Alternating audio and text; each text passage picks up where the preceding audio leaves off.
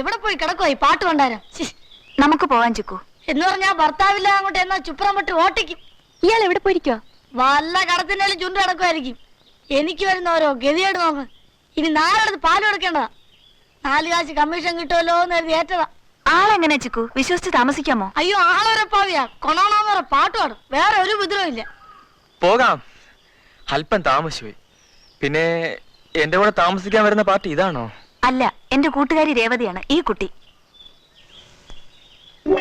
ഇയാളോ? നേരത്തെ അറിയോ? അപ്പൊ എളുപ്പമായി.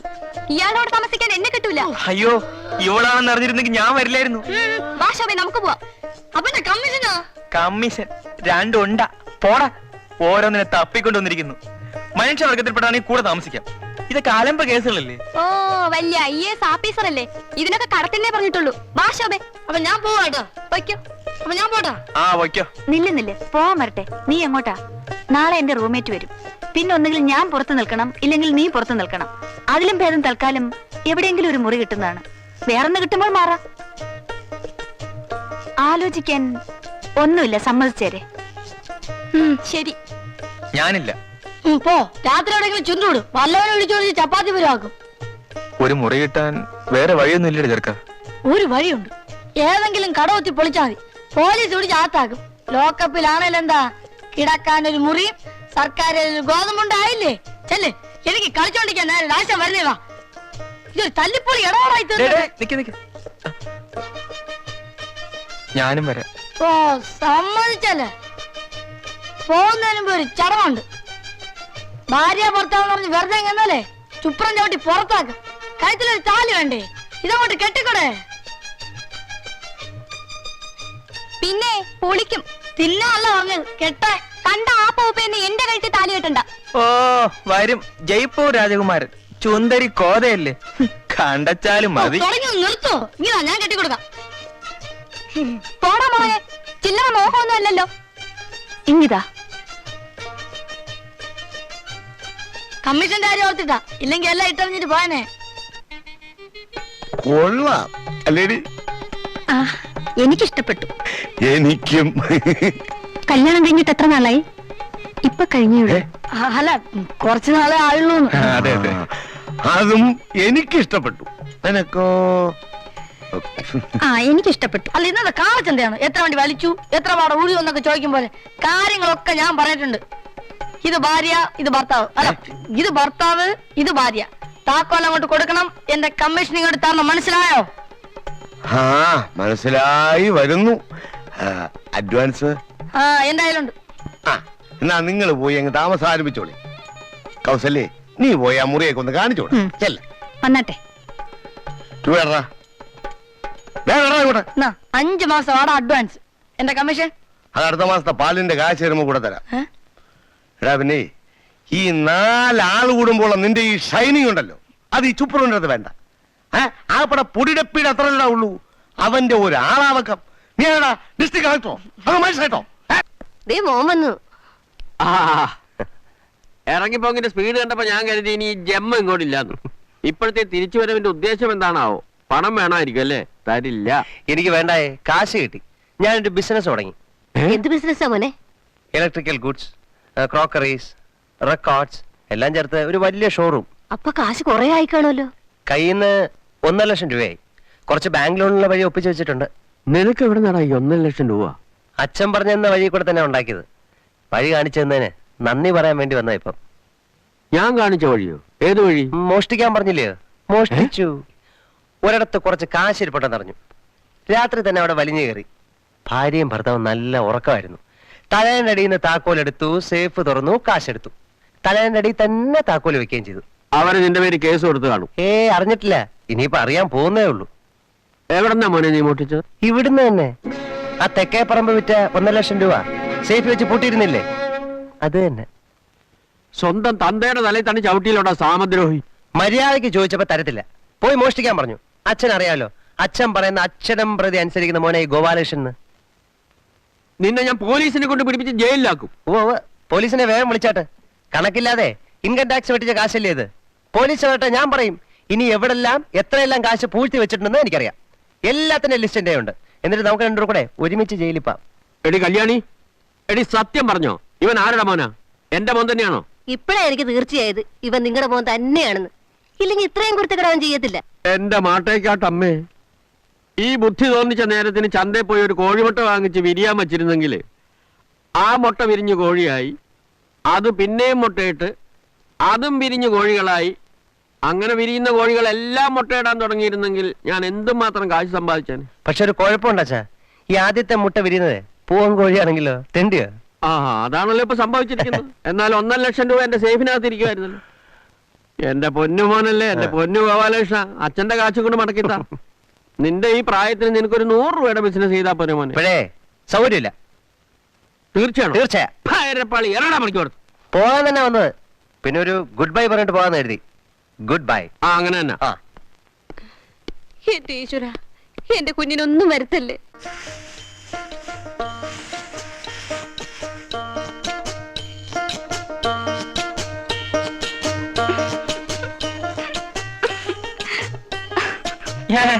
കിണിക്കണ്ട, ഞാനല്ലേ തിന്നുന്നത്, ഞാൻ സഹിച്ചോളാം. എനിക്ക് ചിരിക്കാൻ നിങ്ങളുടെ അനുവാദം വേണോ? എനിക്ക് തോന്നുമ്പോ ചിരിക്കും, തോന്നുമ്പോ കരയും. എന്റെ സ്വഭാവം അങ്ങനെ.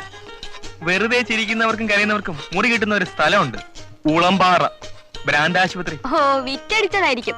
ഭർത്താവ് ചമഞ്ഞാ മതി, ഭരിക്കാൻ വരണ്ട. ഇവിടെ ആരും ഇല്ലേ? ഇത്ര നേരമായിട്ട് ഉറക്കം എണീറ്റില്ലേ? അതിന് വല്ല അമ്പലത്തിലോ മറ്റോ പോയതാണോ? ചേടാ,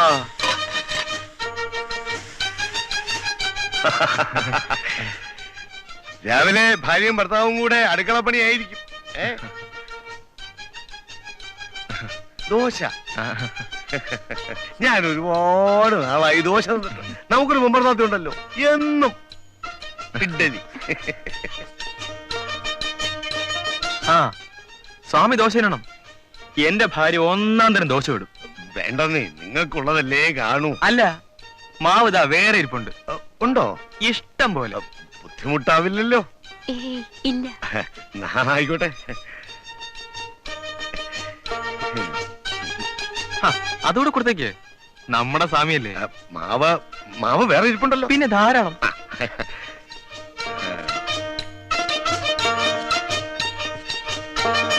ചമ്മന്തി ഇല്ലേ? ചമ്മന്തി ഇല്ലാതെ കഴിക്കുന്നതാ എനിക്കിഷ്ടം. 2 കൊണ്ടുപോയി നമ്മുടെ പുമ്പർത്തോത്തിക്കും കൊടുക്കാം. ലോകത്ത് ഇങ്ങനെ ഒരു സാധനം ഉണ്ടെന്ന് അവളൊന്ന് അറിയട്ടെ.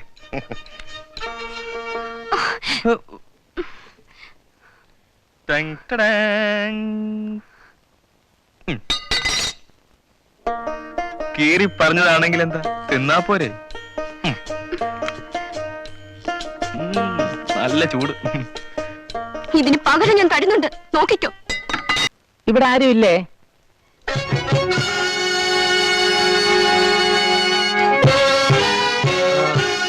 വീട് വാടകയ്ക്ക് കൊടുക്കുന്നു കേട്ടു. ശരിയാണോന്ന് അറിയാൻ വന്നാ. ശരിയല്ല. നമ്മളാരാ? എന്റെ വീട്ടിൽ കയറി വന്നിട്ട് ഞാൻ ആരാണെന്നോ? ഈ വീട് അടിച്ചു വരാനും സൂക്ഷിക്കാനും ഒക്കെ ആയിട്ട് നിയമിച്ചുള്ള ചെല്ലപ്പനല്ലേ, അയാളോടില്ലേ? എന്താ കാര്യം? അല്ല, അയക്കൊരല്പം കാശ് കിട്ടുന്ന കാര്യമാ. അയ്യോ, ഞാൻ തന്നെയാണ് സാർ ചെല്ലപ്പൻ. സാർ അകത്തോട്ട് വരണം. വരണം സാർ, വരണം.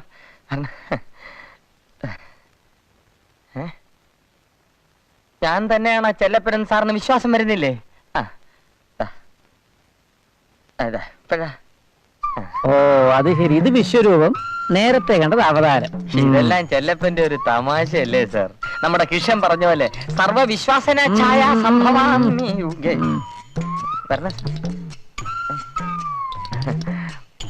ഇരുന്നാട്ടെ, ഒരു 100 ഒഴിക്കട്ടാ? വേണ്ട, എന്നാ ഞാൻ ഒഴിച്ചട്ടെ.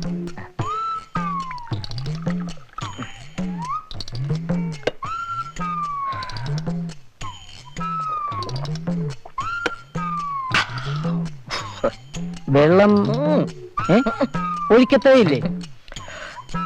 മുതലാളി അതിഥികളെ സൽക്കരിക്കാൻ വാങ്ങിച്ചു വെച്ചിരിക്കുന്ന. മുതലാളി വന്നിട്ട് വേണ്ടേ അതിഥികൾ വരാ. ഓ, പിന്നെ ഇതിവിടെ ഇരുന്ന് പുളിച്ചു പോകുമല്ലോ എന്ന് കരുതി ഞാൻ സ്വപ്പം സ്മാൾ അടിക്കും. കണക്കിന് വെള്ളം ഒഴിച്ചങ്ങ് വെക്കുകയും ചെയ്യും. അങ്ങനെ ആയി ഇപ്പൊ ഇതിന് വെള്ളം മാത്രമേ ഉള്ളൂ, മദ്യമില്ല. പിന്നെന്തിനാ ഞാൻ വെള്ളം ചേർക്കണ്ടേ? ചെല്ലപ്പൻ ആള് കൊള്ളാമല്ലോ. ഓ, അതൊന്നും അല്ല സാർ. സാറിനെ കണ്ടപ്പോഴേ ഒരു കള്ള ലക്ഷണം എനിക്കും തോന്നി. അപ്പൊ ഞാനും അത്ര മോശമല്ലാന്ന് പറഞ്ഞതാ. സാർ എനിക്കെന്തോ കുറച്ച് കാശ് കിട്ടാനുള്ള കാര്യം പറഞ്ഞല്ലോ സാർ. എന്താ? ചെല്ലപ്പനോട് ഒറ്റയ്ക്കല്ലേ താമസം? അതെ, കഴിഞ്ഞ 3 കൊല്ലമായിട്ട് അങ്ങനെ ഇങ്ങോട്ട് തിരിഞ്ഞു നോക്കാറില്ല. ഇത്രയും വലിയ പണക്കാരനായിട്ടും ഇപ്പോഴും പഴയ നാട്ടുംപുറത്തുകാരന്റെ സ്വഭാവമാണ്. കണക്കെല്ലാം കൊണ്ട് മാനേജർമാർ അങ്ങോട്ട് ചെന്നുള്ളൂ. പിന്നെ എനിക്ക് ശമ്പളം തരാൻ വേണ്ടി ഇത്രയും കെട്ടിയിട്ടിരിക്കുന്നു. പിന്നെ ഈ ശമ്പളത്തിന് പുറമെ ഒരല്പം കിമ്പളം കൂടെ കിട്ടുന്നതിനെ പറ്റി ചെല്ലപ്പന്റെ അഭിപ്രായം എന്താ? നല്ല അഭിപ്രായമാ.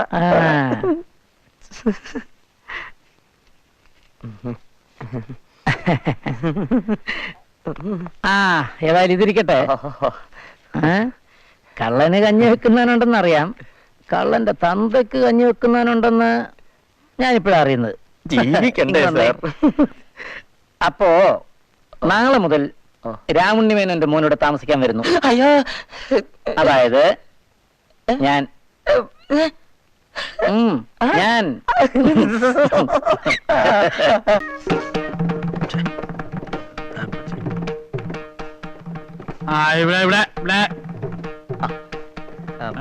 Gopalakrishnan, daffodil electricals.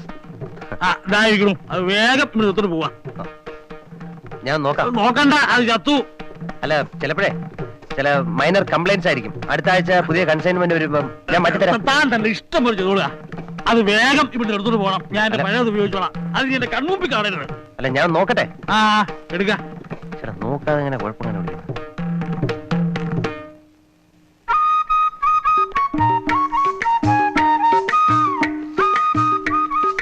ഞാൻ പോട്ടെ. ഞാൻ പോട്ടെ. അല്ലെങ്കിൽ താൻ ഒരു കാര്യം ചെയ്യാം, പുതിയത് കിട്ടില്ല വിരോധമില്ല, ആ പണം എങ്കിൽ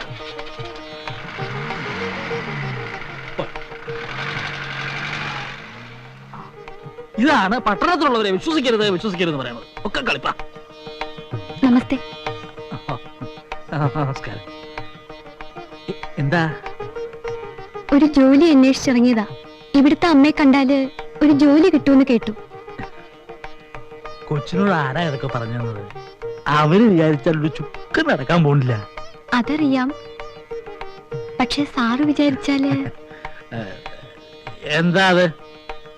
എന്റെ സർട്ടിഫിക്കറ്റ്സ്.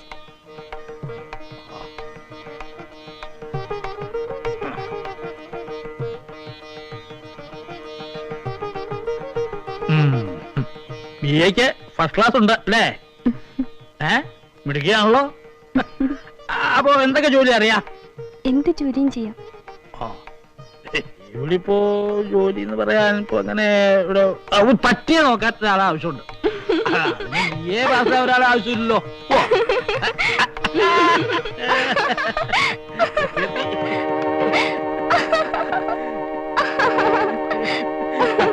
അപ്പോ വേറൊരു ജോലി എന്ന് പറയാൻ കുട്ടി, ഞാൻ പറഞ്ഞില്ലേ തൽക്കാലം ഇവിടെ ഒഴിവൊന്നുമില്ലെന്ന്. കുട്ടി പൊയ്ക്കോളൂ. സാറ് പറഞ്ഞു. സാർ അങ്ങനെ പലതും പറയും, അതുകൊണ്ടാ പറഞ്ഞത് കുട്ടി പൊയ്ക്കോളൂന്ന്. കുട്ടി പൊയ്ക്കോളൂ.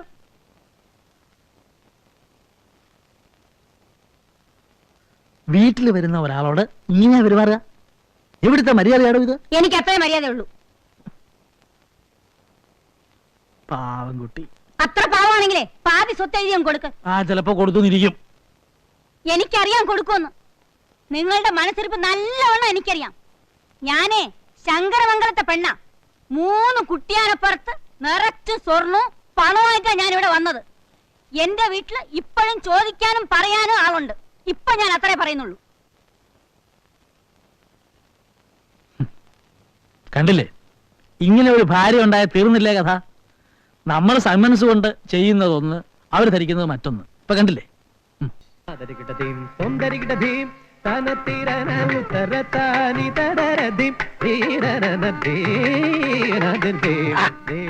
അവതാളം പഠിക്കാനാ അറിയാൻ മേലെ ചെയ്യാൻ പോരുത്. ഇതിലെന്തോ അറിയാതിരിക്കുന്നു. സാറ് താളം അടിക്കുന്നില്ല. അങ്ങനെയല്ല. ശ്രുതിമാത ലയപ്പിത, ശ്രുതി അമ്മ താളവച്ചൻ. അവതാളം അടിക്കുന്നവൻ തന്തയില്ലാത്തവൻ അർത്ഥം. അതിപ്പോ സാറ് പറഞ്ഞിട്ട് വേണോ ഞാൻ അറിയാൻ?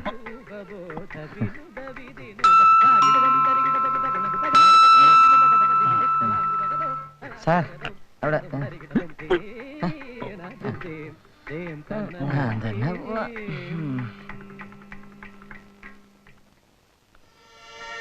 ആരെ കാണണം? അയ്യോ അമ്മച്ചിയോ, ഇവിടുന്ന് പോകുമ്പോ യാതൊരു അസുഖവും ഇല്ലായിരുന്നല്ലോ. അമ്മച്ചി അമ്മച്ചി നന്നായിരിക്കുന്നല്ലേ? ആരാണാവോ മനസ്സിലായില്ല. അയ്യോ അമ്മച്ചി. ഞാൻ തന്നെയാ, മംഗളത്തെ രേവതി അമ്മ. ആ ഓ സമാധാനായി, പേരെങ്കിലും മാറ്റിയില്ല. എന്തൊരു കോലാടോ ഇത്. എന്താ ഒരു കുഴപ്പം? അറിയാഞ്ഞിട്ട് ചോദിക്ക, എന്താ ഭാവം? ഇവിടെയൊക്കെ എല്ലാരും ഇങ്ങനെയാ. ഓഹോ.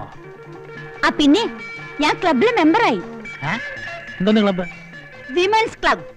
താമസിക്കാതെ അവിടുത്തെ സെക്രട്ടറി ആവുകയും ചെയ്യും. പിന്നെ നിങ്ങൾക്കുള്ള ഉടുപ്പൊക്കെ അവിടെ കൊണ്ടുവന്നിട്ടുണ്ട്. ഈ വേഷമൊക്കെ മാറ്റി നല്ല ടിപ്പ് ടോപ്പ് ആയിട്ട് ഡ്രസ് ചെയ്ത് നിൽക്കണം. ഇത് സിറ്റിയാണ്. എത്ര പണം ഉണ്ടെങ്കിലും ഗമയില്ലെങ്കിലേ ആരും വകവയ്ക്കില്ല. എന്നെ കൊണ്ട് ഇട്ടൊക്കെ പറ്റൂ, അല്ലാണ്ട് ഈ കോപ്പറാണ്ടി വേഷമൊന്നും കേട്ടാ എന്നെ കൊണ്ട് പറ്റില്ല. ആ നടുക്കടലിൽ ചെന്നാലും നക്കിയെ കുടിക്കുള്ള അമ്മച്ചി എന്നൊരു ചൊല്ലുണ്ടേ. എടാ മണിയടിക്കാടാ, കാക്ക കുളിച്ചാൽ കൊക്കാകുമോ എന്നും ഒരു ചൊല്ലുണ്ട്. ഉണ്ടുണ്ട്, അങ്ങനെ ഒരു ചൊല്ലുണ്ട്. സാറ് പറഞ്ഞു ശരിയാ. എനിക്ക് സമയമില്ല, ഡാൻസ് ക്ലാസ്സിൽ പോണം. ഡാൻസ് ക്ലാസ്സോ? ആ ഈ പ്രായത്തിലോ? ഏയ് ഇത് വേറെ ഡാൻസ്. ബെസ്റ്റ്. ഇതാണ് ലേറ്റസ്റ്റ് ഇംഗ്ലീഷ് ഡാൻസ്. ബെസ്റ്റ്. ഇത് അറിയുന്നിടത്തൊരു ഫാഷനാണ്. അപ്പൊ അരങ്ങേറ്റം കെട്ടിയവരെ നെഞ്ചത്തായിരിക്കും. അല്ലെങ്കിൽ ഞാൻ നന്നാവണം നിങ്ങൾക്ക് ഇഷ്ടമല്ലല്ലോ. ചെലപ്പാ ഇതൊക്കെ കൊണ്ടൊന്ന് മുകളിൽ വെക്ക്. കല്യാണി നമുക്ക് പോവാം. കണ്ടില്ലേ പെണ്ണിന്റെ നിറം മാറുന്ന മാറ്റം കണ്ടില്ലേ? ഈ ഇനത്തിൽപ്പെട്ട ഒറ്റ എണ്ണത്തിനെ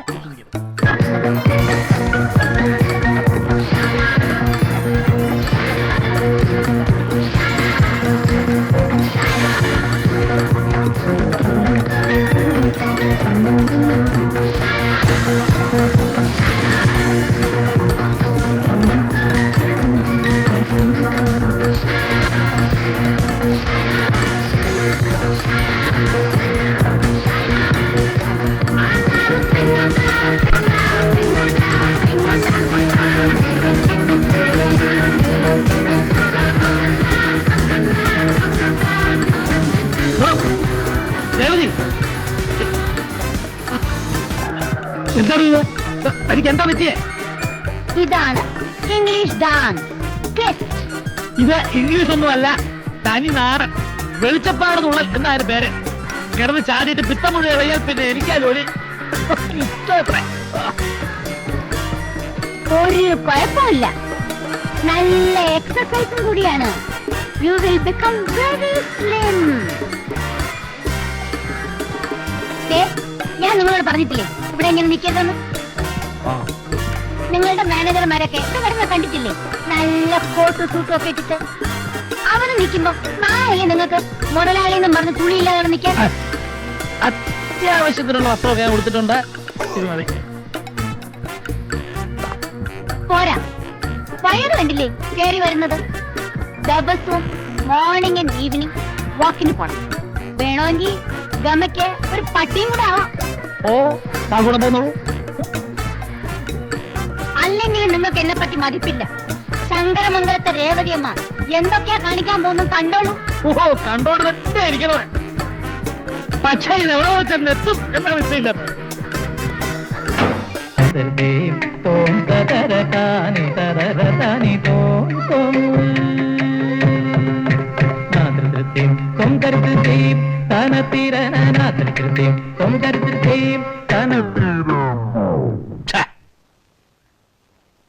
ഇതിപ്പോ മൂന്നാമത്തെ പ്രാവശ്യം ഓടിക്കൊണ്ടിരിക്കുമ്പോ നിക്ക. പഴയതിന് ഒരു കുഴപ്പമില്ലായിരുന്നു, അപ്പൊ നിങ്ങൾക്ക് പുതിയത് വേണം. താൻ പോലും പുതുതായി, പിന്നെ ആ റെക്കോർഡ് പ്ലെയർ.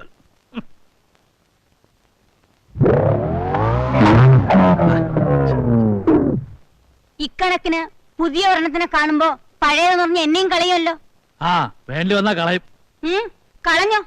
എനിക്കും വേറെ ആളെ നോക്കാൻ അറിയാം. ഞാൻ 2 പ്രസവിച്ചെങ്കിലും നാട്ടുകാർ പറയുന്നത് എന്താണെന്ന് അറിയാമോ? ഞാൻ നിങ്ങളുടെ മോളാണെന്ന്. ഞാൻ തന്റെ അപ്പൂപ്പനാണ് എന്ന് പറഞ്ഞില്ലല്ലോ. കളിയാക്കൊന്നും വേണ്ട. പുതിയ ഒരെണ്ണത്തിനെ കൊണ്ടുവരുമ്പോ അറിയാം. ദേ ഈ റെക്കോർഡ് പ്ലെയർ പോലെ ഇരിക്കും, നടന്നുകൊണ്ടിരിക്കുമ്പോ ഡിം. ഇതങ്ങോട്ട് ശരിയാവണില്ലല്ലോ. ഇത് വാങ്ങിച്ച കടല നമ്പർ എത്രയാ?